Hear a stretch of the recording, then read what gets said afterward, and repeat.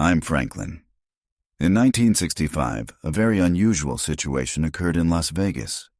In 1965, the Mojave Desert didn't belong to the rattlesnakes.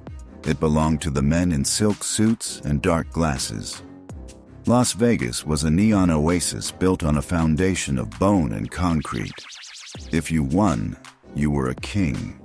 If you lost, you were just another ghost in the dunes. Jack "Lucky" Lane was leaning against a black Cadillac Fleetwood outside the sands. The air was dry, carrying the scent of expensive perfume and cheap gin. Inside, the ice in the tumblers was clinking to the rhythm of a jazz band. "Jack," a voice whispered from the side entrance. It was Mo Dalitz's right-hand man, a thug they called Tony Two Clocks because he was always obsessed with timing. "Tony," Jack nodded, adjusting his cufflinks. "You look nervous. Did the broads run out of champagne?" "The vault, Jack. It's not the money.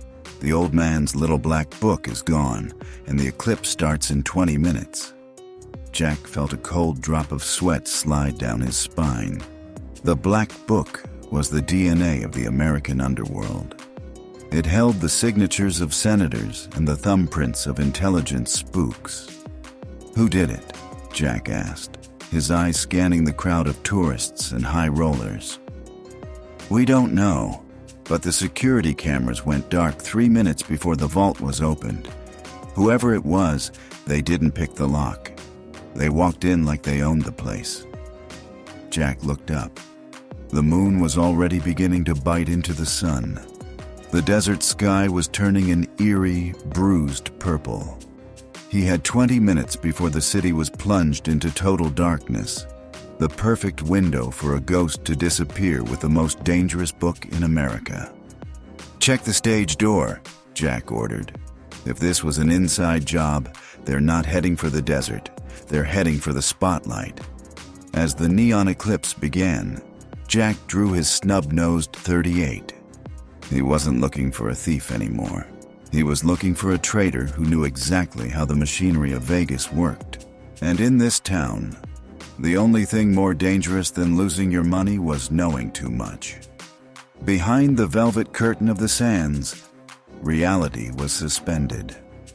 While the front of the house was a symphony of clinking chips and laughter, the backstage was a sweating, heaving machine of plywood, grease paint, and desperation. The air here was thicker, stripped of the casino's aggressive air conditioning, smelling of stale cigarette smoke, expensive hairspray, and the distinct metallic tang of adrenaline. Jack "Lucky" Lane moved through the labyrinth of corridors like a virus entering a bloodstream. He pushed past a rack of sequined feather costumes that rustled like dry palm leaves. Above him, the muffled brass section of the Count Basie Orchestra was thumping out the opening bars of "Luck Be a Lady." Sinatra was on stage, the voice of God in a tuxedo. As long as Frank was singing, the world was spinning. But outside, the sun was dying. Jack checked his watch. 11:48 a.m. The eclipse was 7 minutes away from totality. The black book had been gone for 12. He wasn't running blindly.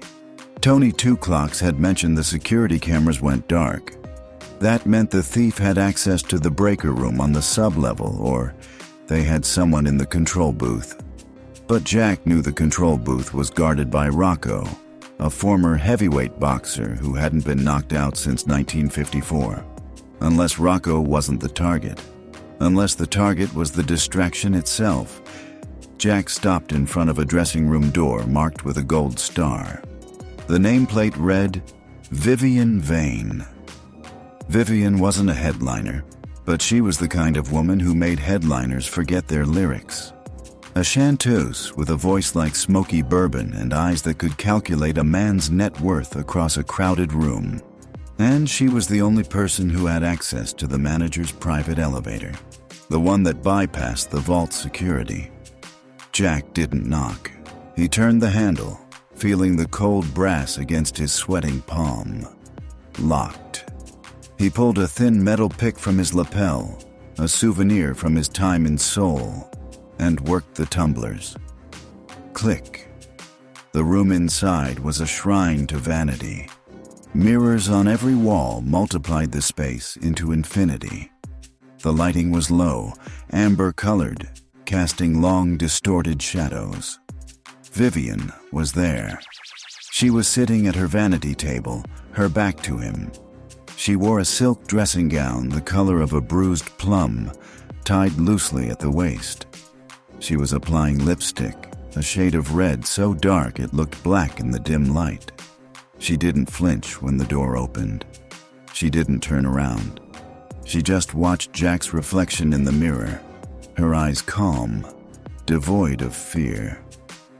"You're early, Jack," she said, her voice a low purr that vibrated in the small room. "The show doesn't start until the sun goes out." "The show's already over, Viv," Jack said, closing the door softly behind him. He kept his hand near the .38 in his shoulder holster. "The old man is missing his diary, and I saw you coming out of the service elevator 10 minutes ago. You're the only civilian with a key." Vivian blotted her lips on a tissue, leaving a perfect crimson imprint. "A key? Jack, darling, look at me. Do I look like I carry heavy keys? I barely carry my own conscience." She stood up and turned to face him. The silk gown shifted, revealing the long, pale line of her leg. It was a calculated move, a weaponization of beauty. But Jack Lane had been inoculated against this specific poison a long time ago. "Cut the act." Jack stepped closer, invading her personal space. The smell of her perfume, jasmine and something sharper, like ozone, filled his nose. "That book has names in it. Senators who like young boys, judges who owe gambling debts, CIA spooks who wash money through the slot machines. If that book leaves the building, the desert won't be big enough to hide the bodies, yours included." Vivian laughed. It was a brittle sound, like glass breaking under a heel. She walked over to a leather travel bag sitting on the chaise lounge. "You think this is about blackmail, Jack? You really are a grunt, aren't you?" She unzipped the bag. Jack drew his gun instantly. "Hands where I can see them." Vivian froze, her hand inside the bag. Slowly, with 2 fingers, she pulled out an object. It wasn't a weapon, and it wasn't the black book. It was a Geiger counter, a military-grade device, yellow and clunky, looking completely alien against the silk and velvet of the room. "The book isn't just a ledger of debts, Jack," Vivian whispered, her mask of cool detachment finally cracking, revealing genuine terror underneath. "It contains the wind patterns and the detonation schedules for the Groom Lake tests. The Black Book isn't about money. It's about fallout. Someone is planning to detonate a dirty device in the city during the eclipse, using the dark as cover and blame it on a Soviet test gone wrong." Jack stared at the Geiger counter. It was ticking softly. Click, click, click. "You're lying," Jack growled, though his gut told him otherwise. "Who hired you?" "Nobody hired me. I'm trying to stop it," Vivian hissed. "My brother works at the test site. He told me the book was the key to the trigger mechanism. I stole the key card to get into the vault, yes, but when I got there, it was already empty." Boom! A sound from outside shook the building. Not an explosion. Thunder. A desert storm was rolling in to join the eclipse, a rare double event of nature. The lights in the dressing room flickered. "The eclipse is starting," Vivian said, looking at the ceiling. "Total darkness in 2 minutes. Jack, whoever took that book is still in the building. They need the roof to set the signal." "The roof?" Jack lowered his gun slightly. "The antenna array," Vivian explained rapidly. "The Sands has the strongest transmitter in the valley. If they broadcast the activation code from the book during the solar interference." They can override the safety protocols at the test site. Jack finished the sentence, the blood draining from his face. It wasn't a heist. It was an act of war. Suddenly, the mirror behind Vivian shattered. Crash! A bullet hole appeared in the glass, right where Jack's head had been a second ago. Down! Jack tackled Vivian, throwing them both to the floor behind the chaise lounge as a hail of suppressed gunfire tore the room apart. Feathers from the costumes flew into the air like snow. Perfume bottles exploded, filling the room with a suffocating sweet gas. Jack peered over the edge of the couch. The door was kicked open. 2 men in gray suits entered. They moved with military precision. They weren't mobsters. They didn't hold their guns sideways. They held them tight and high. "Clean the room," one of them said. "No witnesses. The eclipse is at 90%. Jack looked at Vivian. She was trembling, clutching the Geiger counter to her chest. "Can you shoot?" Jack whispered. "I'm a singer, Jack. I shoot looks, not bullets." "Well, learn fast." Jack shoved his spare snub nose into her hand. "We have to get to the roof. If the lights go out and we're still in this box, we're dead." Jack grabbed a bottle of high-proof whiskey from the table and a lighter from his pocket. "Cover your ears," he commanded. He lit the rag stuffed in the bottle and hurled it at the door. The Molotov cocktail smashed against the frame, erupting in a wall of blue flame that forced the gunman back into the corridor. "Move!" Jack and Vivian sprinted through the fire, out into the hallway. The casino alarm system finally triggered, a deafening rhythmic klaxon that mixed with Sinatra's voice still booming from the stage speakers, oblivious to the chaos. "'Cause I've got you under my skin." They ran toward the service stairs. The air was getting darker by the second. The windows at the end of the hall showed a sky that was turning the color of dried blood. The sun was being eaten alive. "Jack!" Vivian screamed, pointing at the stairwell door. It was welded shut. Fresh weld marks, still glowing orange. "They're hurting us," Jack realized, looking around frantically. "They don't want us on the roof. They want us in the main hall, in the crowd." "Why?" "Because you can't shoot a Fed in a room full of 3,000 tourists." Jack slammed a fresh magazine into his gun. "We're going through the house. We're going on stage." "Are you crazy? Sinatra is performing." "Then let's hope Frank likes duets." Jack kicked open the double doors leading to the wings of the main stage. They burst out into the vast, cavernous space of the Copa Room.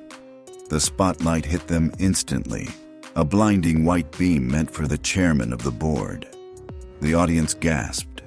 Sinatra stopped singing, the microphone halfway to his lips. He looked at Jack, covered in soot, gun in hand, and then at Vivian, disheveled in her silk robe. "Hey, pal," Sinatra quipped, his voice echoing through the massive sound system. "I didn't order a floor show." But Jack wasn't looking at Frank. He was looking up. High above the stage, on the catwalks among the riggings and the sandbags, a figure was moving. A figure holding a black notebook in one hand and a portable transmitter in the other. The lights in the casino died. Total darkness. The eclipse had reached totality. In the pitch black, only the red light of the transmitter blinked above them, like an unblinking eye. "Jack," Vivian whispered in the dark. "The Geiger counter. It's spiking." Darkness is honest. In the light, people pretend. In the dark, they panic. The moment the Copa Room plunged into the abyssal black of the total eclipse, the scream of 3,000 people hit the ceiling like a physical wave.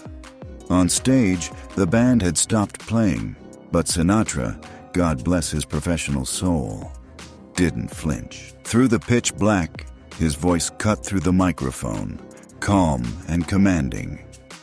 "Ladies and gentlemen, keep your seats. Just a little technical difficulty with the sun. We'll have it fixed in a minute." But Jack Lane wasn't listening to the crooner. He was moving by touch and instinct. He found the thick hemp ropes of the rigging ladder backstage. His hands, slick with sweat and soot, gripped the rough fibers. He began to climb. 30 feet up, 40. The air grew hotter, stiflingly dense, trapped against the ceiling. The smell of expensive perfume faded, replaced by the smell of ozone, hot dust, and old grease. Below him, the audience was a sea of terrified noise, lit only by the sporadic flare of cigarette lighters. Thousands of tiny fireflies in a cavern. Jack reached the steel grating of the catwalk. He pulled himself up, his muscles screaming. The darkness here was absolute, save for one thing: a pulsating red light at the far end of the gantry, directly above the center stage. The transmitter. Jack drew his .38. He moved silently along the metal grate. The sound of his own heartbeat was deafening in his ears. "Don't come any closer, Lucky," a voice echoed from the darkness near the red light. Jack froze. He knew that voice. It was a voice he hadn't heard since a frozen trench in Incheon, 1951. "Miller?" Jack whispered. "You're dead. I saw the mortar hit your bunker." A match was struck. The sudden flare of light was blinding. It illuminated a face that was half man, half ruin. The left side of the face was scarred, the skin pulled tight over bone. Sergeant Thomas Miller, the unit's radio man. The man who knew every code the Army ever wrote. Miller held the match up to the stolen black book. Beside him, hooked into the casino's main spotlight array, was a portable military transmitter, humming aggressively.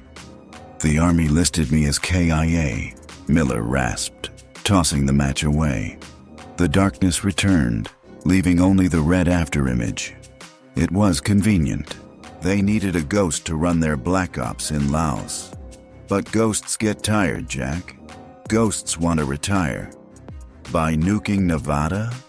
Jack leveled his gun at the voice. Put the book down, Tom. You're not a killer. You're a soldier. I'm not nuking anything. Miller's voice cracked. I'm broadcasting the truth. The codes in this book, they prove the government is testing biological agents on its own troops. On us, Jack. That's why we got sick. That's why you can't sleep at night. I'm uploading the data to the Reuters teletype in London. The whole world is going to see the black book. Jack hesitated. The gun felt heavy. If Miller was right, if this was about exposing the lies. Jack! Vivian's voice screamed from the stage far below. The Geiger counter! It's not just transmitting, it's receiving! Jack's eyes widened. Miller, listen to me. You're not sending data. You're opening a back door. Miller laughed. A manic, broken sound. You always were a company man, Lucky. Click. The sound of a switch being thrown. The transmitter whined, shifting pitch to a high-frequency scream. Jack didn't think. He fired. Bang. The muzzle flash lit up the catwalk like a strobe light. The bullet sparked off the metal railing, inches from Miller's hand. Miller returned fire instantly with a silenced pistol. Thwip thwip. A bullet tore through the sleeve of Jack's jacket, grazing his shoulder. Jack gritted his teeth and charged. He slammed into Miller, tackling him onto the narrow steel grating. They rolled, grappling in the dark. The transmitter was knocked sideways, dangling by its wires over the abyss of the auditorium. The black book slid across the grate, teetering on the edge.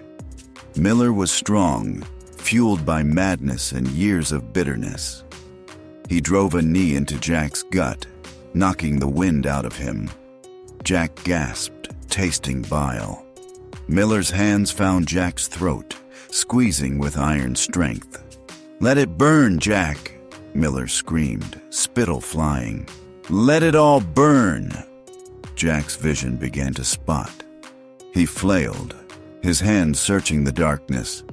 His fingers brushed against something hot, a stage light bulb. He grabbed the scorching glass and smashed it against Miller's head. Miller howled and let go. Jack gasped for air, rolled over and kicked Miller in the chest with both boots.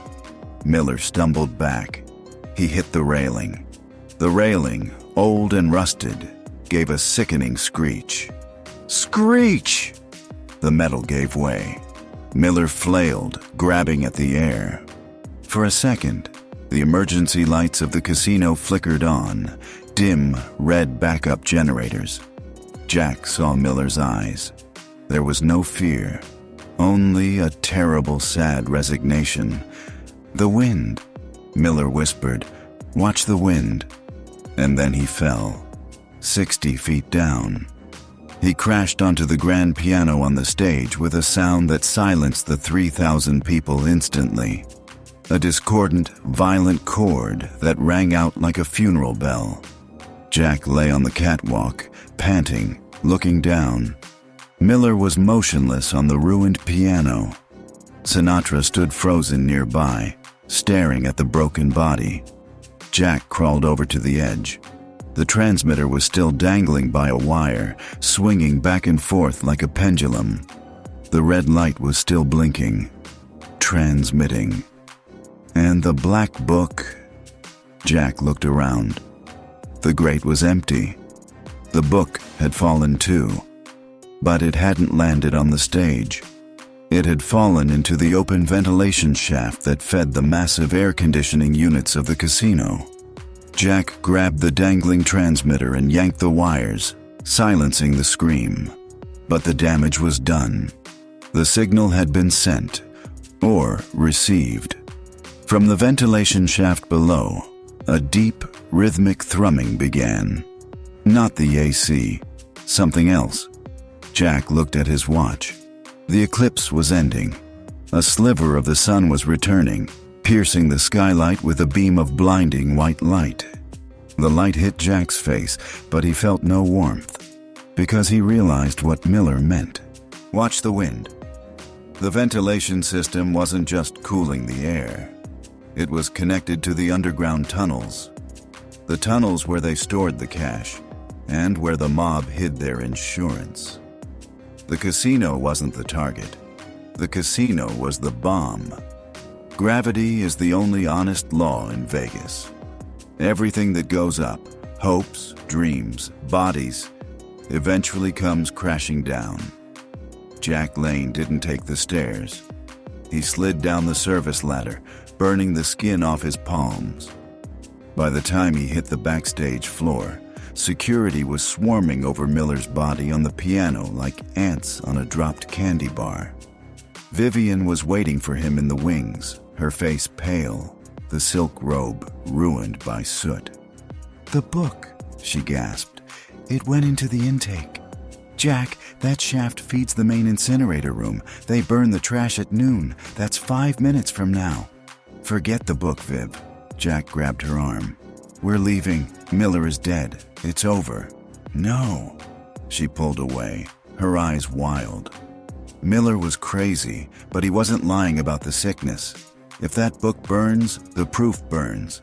My brother, he died for nothing. Jack looked at her. He saw the fire in her eyes. The kind of fire that gets people killed in this town. He cursed under his breath. "The basement," Jack growled. "Move." They ran through the kitchen, dodging terrified chefs and trays of spilled shrimp cocktails. They reached the freight elevator. Jack hot-wired the gate, and they descended into the belly of the sands. The air down here was different. It didn't smell of perfume or ozone. It smelled of sulfur and diesel. The roar of the massive furnace was deafening. They burst into the incinerator room. It was a cathedral of iron and fire. In the center, a conveyor belt fed a roaring maw of flames. And there, caught on a metal grate just before the fire, was the black book.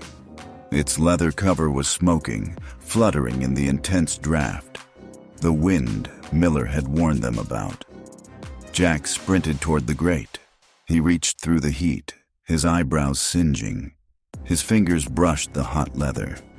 "Don't do it, Jack." The voice came from the shadows. Jack froze. He turned slowly. Tony Two Clock stepped out from behind a pillar. He wasn't alone. He had 2 uniformed cops with him. But these cops weren't holding handcuffs. They were holding shotguns. "Tony," Jack said, his hand hovering near his empty holster. "You're working with the police now?" "In this town, Jack, we are the police." Tony smiled sadly. He checked his 2 watches.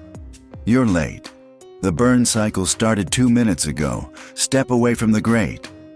"This book proves the tests are killing people, Tony," Jack shouted over the roar of the fire. "Your people too. The dealers, the girls, the guys parking the cars." Tony shrugged. "We know, Jack. Who do you think took the bets on the cancer rates? The house knows everything." Jack looked at the book, then at Vivian. She was being held by one of the cops. She looked at Jack with pleading eyes. Save the truth. But Jack Lane was a fixer, and fixers know how the math works. If he grabbed the book, they would kill him and Vivian instantly. The book would burn anyway. If he let it burn, they might walk out alive. Jack looked at Tony. "Let the girl go, Tony. She's just the talent. She doesn't know what's inside." Tony paused. He looked at Vivian, then nodded. "The girl walks. But you, Jack, you saw too much." Jack laughed. It was a dry, humorless bark. He reached into his pocket and pulled out the Geiger counter Vivian had given him. It was silent. "You know what's funny, Tony?" Jack said, stepping closer to the conveyor belt. "Miller thought this thing was picking up radiation, but it wasn't." Jack tossed the yellow box to Tony. Tony caught it instinctively. It was picking up the magnetic tag inside the book cover. Jack lied smoothly. "The same tags you put in the high-value chips. You tracked Miller the whole time. You let him take the book." Tony's eyes narrowed. "What's your point, Lucky?" "My point is," Jack grabbed a heavy iron shovel leaning against the wall. "If you shoot me, I drop this shovel into the drive gears. The belt jams, the fire backs up, the pressure builds, and in about 30 seconds this whole basement becomes a bomb that takes out the casino floor above us." Tony hesitated. He looked at the gears. He looked at the shotguns. "Walk away, Jack," Tony whispered. "But don't ever come back to Vegas. The neon doesn't shine for you anymore." Jack looked at Vivian. "Go. Now." She hesitated, a single tear cutting through the soot on her cheek. Then she turned and ran toward the elevator. Jack stood alone with the mobsters. He looked at the black book one last time. The heat was curling the pages. He could see names written in neat fountain pen. Senator Kennedy, Howard Hughes, Sam Giancana. He lowered the shovel. "Burn it," Jack said. He turned his back. Behind him, he heard the whoosh of the fire flaring up as the leather caught. The history of American corruption turned into black smoke and vented out into the Nevada sky, invisible against the returning sun. Jack Lane left Vegas that afternoon. He didn't take a car. He hitchhiked west toward the ocean. Vivian Vane continued to sing at the Sands for another 6 months, then married an oil tycoon and moved to Texas. She never spoke about the eclipse. The Black Book was never recovered. The official report said Sergeant Miller was a disturbed veteran who suffered a mental break and fell during a protest. No mention of the book. No mention of the radiation. Las Vegas is a city of lights, but it's built on shadows. The neon eclipse ended, and the tourists went back to the slot machines, pulling the levers, hoping to get lucky. But Jack Lane knew the truth. Luck isn't something you find. It's just the moment before the house decides to take it all back.